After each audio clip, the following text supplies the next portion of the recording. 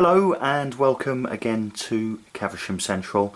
I want to give a quick update on work that's been going on the layout. Not a huge amount in truth has happened, but I think it's the calm before the storm in terms of work. Anyway, let me show you what I've been up to. So one of the areas that I've worked on previously has been this allotment area by the side of the main line, and I'm happy with how that looks now. I've added some more undergrowth to the areas around the allotments and along the fencing by the side of the line. The other thing that I've done, I'll just zoom in so hopefully you can see a bit better. There we go. Is I was down at Antics in Bristol, and I saw they had these sort of fairly rustic walls for sale in there. Now the idea is that there's actually a track runs along the back of the allotment, and I wanted some sort of border. I'd had a go at doing my own sort of hedges, but it just didn't really look very good. Oh, be good if I can control this camera a bit better. Anyway, so I bought myself a couple of these resin walls and put them in, and actually one of them was broken, which worked really well. It meant I was able to fill it with bits of undergrowth and stuff, and I think it just looks really good now as a as a back wall to the allotment.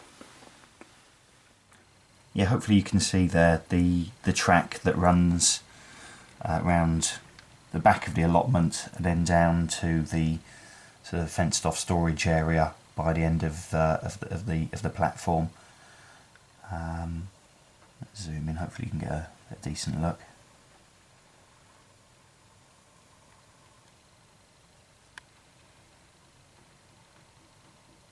And obviously I put lots of bushes and shrubbery and some grasses in there. Anyway, I'm now happy with the look of that, and I think that actually finishes off the allotment area quite nicely. I'll zoom out, give you a bit of a better look. There we go. So I think that's pretty much the allotment finished. That's the first thing I've been working on.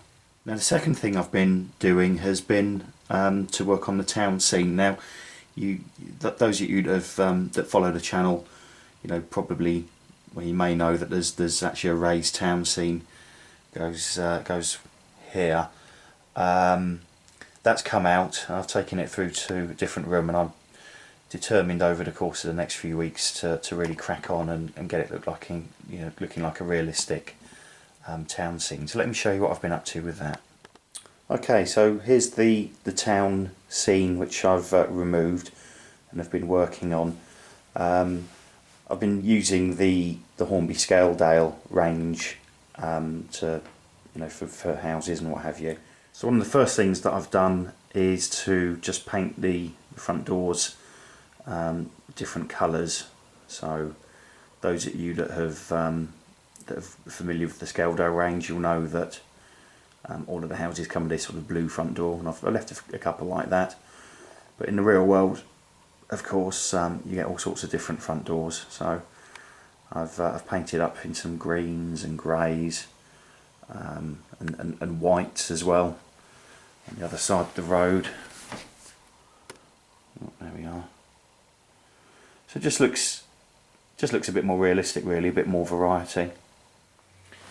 Now for the pavement, I've been using the Metcalfe self-adhesive tiles, which I think look pretty good, but they are really fiddly. It's been a bit of a pain to do. So I've done this one sort of street. However, on the other side of the street, which is yet to be done, I've actually bought from modelrailwayscenery.com. I've bought one of their pavement kits, so I'm going to use that on the other side of the street. I'm hoping it's just going to be a bit better, and then I might have to take up the Metcalfe street that's already down. We'll see, but be interested to know your thoughts. you know, on how it's going to look, or if you've used any of the model railway scenery stuff. Be interested to know what your thoughts are. I've also sort of put the centre line down the road.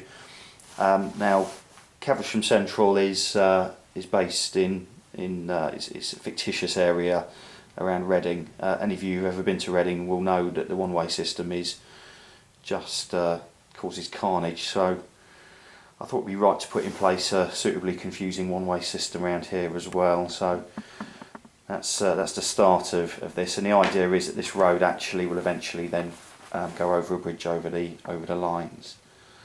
So that's the road so far. And I've also started to do the backyards and the back gardens of some of the houses. Just zoom in so you can have a look. Now the first corner is a corner shop, so that's just going to have a sort of a concrete backyard.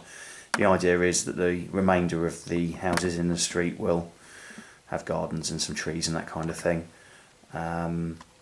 So started to do the patio on one of them.